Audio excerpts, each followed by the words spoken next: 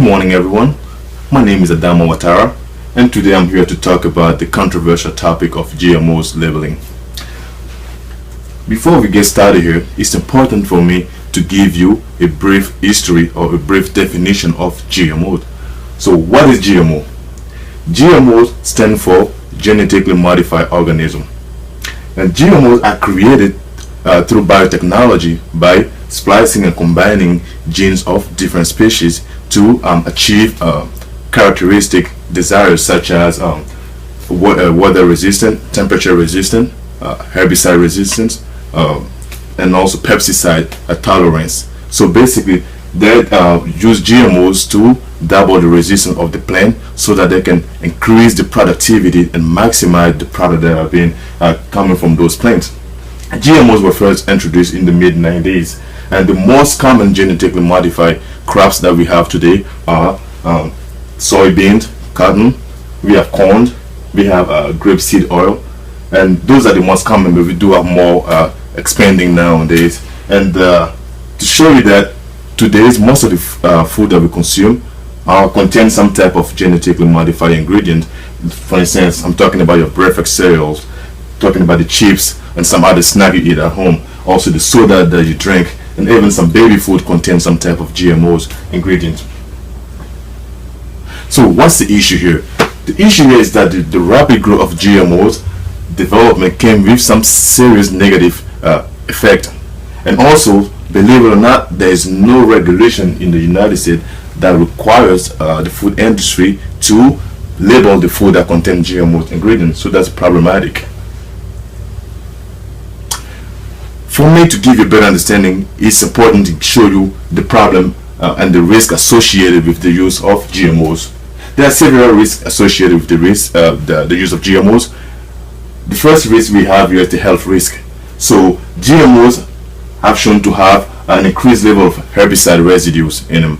So the increased level of herbicide residue create a higher risk of allergic reaction. So the research done in the UK has shown that 50%, we had an increase of 50% of allergic reaction since the introduction of GMOs. So that's really problematic. And the second risk we have here, which is one of the most serious, is the toxicity level of GMOs. GMOs have an increased level of toxicity. Most plants do have some toxin in them, but thanks to Mother Nature, our digestive system can digest those toxins. But with GMOs, the toxicity level increase, which can contribute to an increased rate of cancer and some other chronic diseases.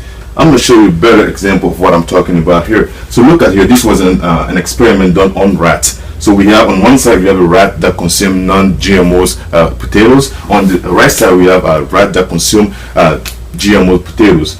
As you can see here, on the left side the picture shows a normal stomach lining of the rat that consumes non-GMO potato. But on the right side we see an abnormal cell growth. We also see like which indicate that there's some pre-cancerous cancer involved here. We also have a smaller size of the liver and a reduction of the testicles, which can be a problem. And also research has shown that there is a partial damage of immune system involved with those rats that consume the GMO potatoes. Another problem is the use of antibiotic resistant in those GMOs. So the use of antibiotic resistant can create some secondary effect because they are antibiotic resistant. So when we consume those products, it will be hard to get rid of those bacteria because they are antibiotic resistant. It's not just the health problem involved here. We also have some environmental problem and also the violation of the consumer protection law, because the aftermath of the use of GMOs have shown that we have the creation of superweed and superbugs. So those to get rid of them, we need some really strong chemicals in order to get rid of the superbugs and the superweed, which can impact the environment. We also have the violation of the consumer protection law, because this law requires full disclosure and accurate information in the marketplace, which is not the case here. So as you can see here, there's many problems involved with the use of the GMOs, but can you believe that there is no regulation that requires the food industry to label the food that contains GMOs?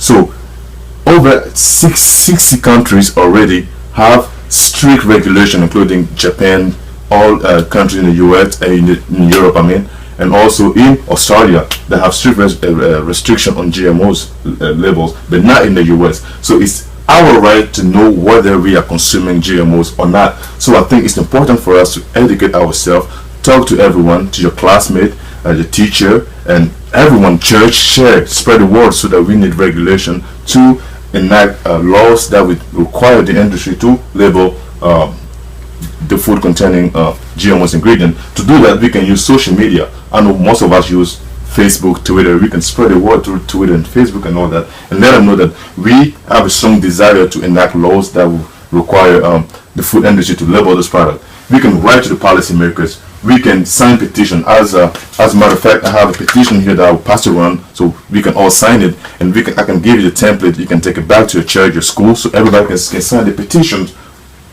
So to conclude here, it's important to say that the labeling of GMO is a crucial thing, because it's our right to know what we are buying. So we have to regulate this industry. Also, we need to take action and get louder than the lobbying that's being done in the food industry. We need to make our voice heard. So to finish here, I have only two words: label it. I repeat, label it. If it's GMO, we want to know. Thank you.